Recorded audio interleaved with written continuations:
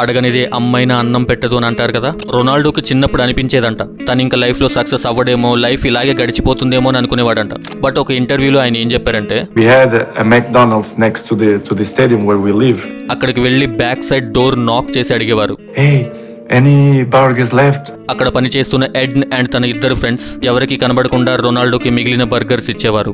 ఇలాగే మనలో చాలా మంది లైఫ్ లో స్ట్రగల్ చేస్తున్నారు, కష్టపడుతున్నారు, కానీ మనకి ఇంకొకళ్ళ హెల్ప్ మనల్ని ముందుకు సాగిస్తుంది. ఇక్కడ ఇంపార్టెంట్ ఏంటంటే హెల్ప్ అడగటం. చాలా మంది ఏమనుకుంటారంటే హెల్ప్ అడిగితే మనల్ని చీప్ గా చూస్తారేమో, తక్కువగా చూస్తారేమో అని. బట్ హెల్ప్ అడిగినప్పుడు రెండు జరుగుతాయి. ఎదుటి వారు హెల్ప్ చేయకపోవచ్చు, అప్పుడు మనం ఎక్కడున్న వాళ్ళమో అక్కడే ఉంటాం. సెకండ్, వాళ్ళు హెల్ప్ చేస్తే మనం ముందుకు సాగుతాం. ఈ రెండు కేసెస్ లో మనకి పోయిందేమీ లేదు.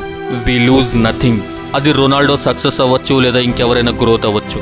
ఈ ప్రపంచమే ఒకరికొకరు హెల్ప్ చేయడంతోనే నడుస్తుంది. ఎవ్వరూ హెల్ప్ చేయడానికి వాళ్ళంతటికి వాళ్ళు ముందుకు రారు, మనం అడిగేంత వరకు.